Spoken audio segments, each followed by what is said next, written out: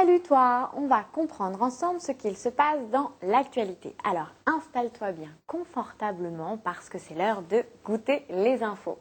Au menu aujourd'hui, il y en aura pour tout le monde. Si tu aimes les grosses bêtes, je t'emmène à la rencontre des dragons. Pour les sportifs, on parlera de Roland-Garros. Et puis aujourd'hui, on fête un anniversaire, c'est celui du débarquement. On verra aussi qu'il n'est pas toujours facile pour tout le monde de vivre en France. Et pour finir, je t'emmène en Russie où les monuments ont de drôles de gardes du corps. Tout de suite, on part à la rencontre d'un monstre tout droit sorti des contes de fées, le dragon. À Paris, en ce moment, il y a une exposition qui raconte l'histoire de cet animal géant.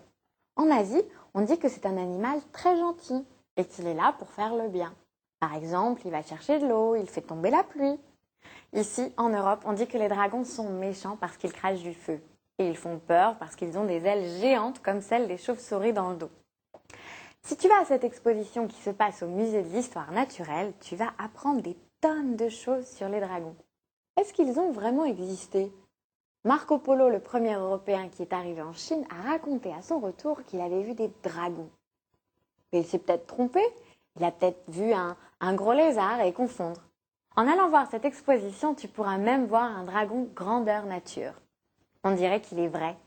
Tu peux le toucher, le voir marcher, courir et même voler. En parlant de voler, en ce moment, ce sont les balles qui volent au-dessus de Paris. Et oui, comme tu le sais sans doute, c'est la grande fête du tennis à Paris. Je veux bien sûr parler de Roland-Garros. C'est un très grand tournoi de tennis qui regroupe les meilleurs joueurs et joueuses au monde. Alors évidemment, tout le monde ne parle que de ça. Tu as peut-être toi aussi profité de ce long week-end pour regarder les matchs et encourager les joueurs français. Tu dois sans doute être un peu déçu parce qu'Amélie Mauresmo, la grande championne française, a perdu contre une jeune joueuse tchèque de 17 ans. Pourtant, tu sais, Amélie Mauresmo connaît bien Roland-Garros. Elle y a participé 12 fois, mais elle n'a jamais réussi à aller jusqu'au bout. Ça ne veut pas dire que c'est une mauvaise joueuse. C'est même la numéro 1 mondiale. C'est juste qu'elle aime pas trop la terre battue. À Roland-Garros, tu vois, les terrains sont rouges et c'est ça qu'on appelle la terre battue. Mais il y a d'autres tournois qui se jouent sur gazon et sur surface dure. Amélie Mauresmo, elle est une championne des surfaces dures. Une chose est sûre, c'est que si Amélie Mauresmo n'est pas à l'aise sur terre battue, cette surface réussit très bien à l'Espagnol Rafael Nadal.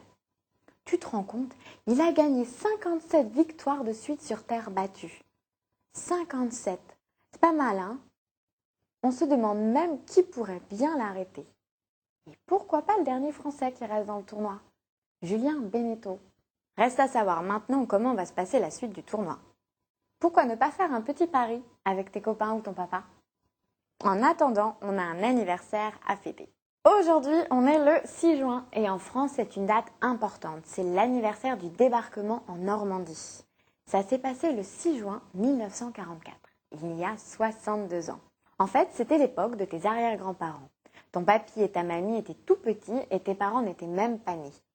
À ce moment-là, c'était la Seconde Guerre mondiale. Les Allemands avaient envahi la France. Du coup, les Américains ont décidé de nous aider.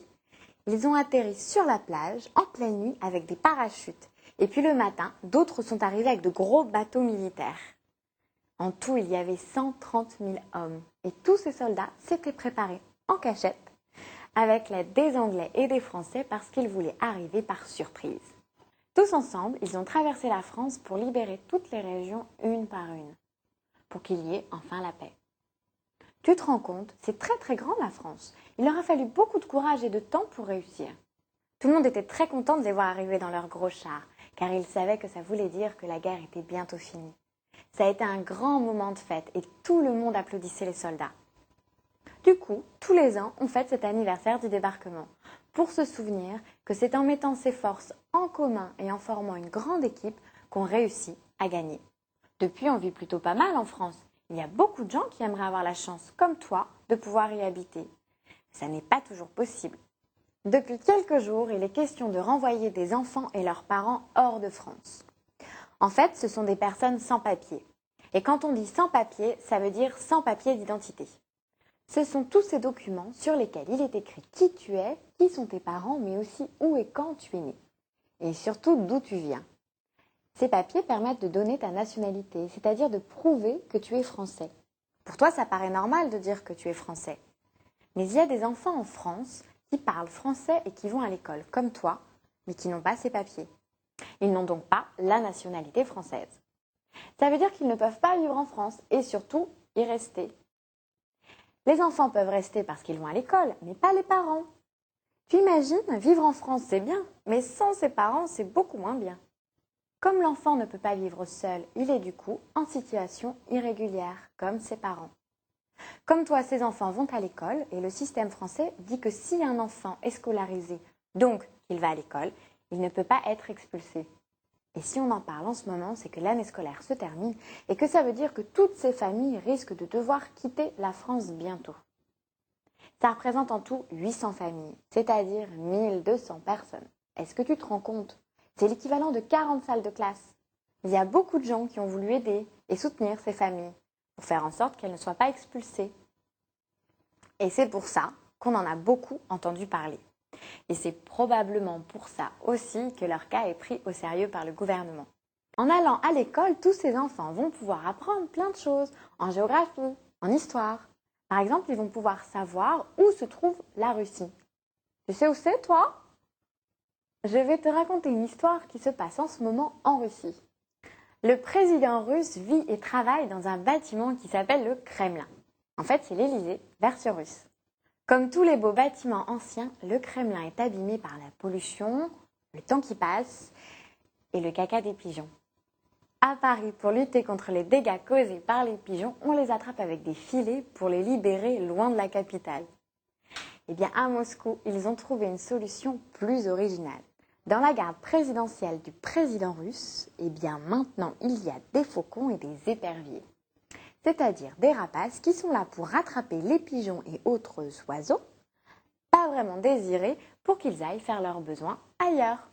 Ne t'inquiète pas, les rapaces ne tuent pas les autres oiseaux qu'ils attrapent. Par contre, ils leur font suffisamment peur pour qu'ils n'aient pas du tout envie de revenir. Figure-toi que cette technique fonctionne très bien. Le président russe et le Kremlin sont tranquilles pour un moment. Leurs espaces aériens sont préservés. Voilà, c'est tout pour aujourd'hui et je te dis à demain pour goûter de nouvelles infos et en attendant, je t'embrasse très très fort. Bye bye!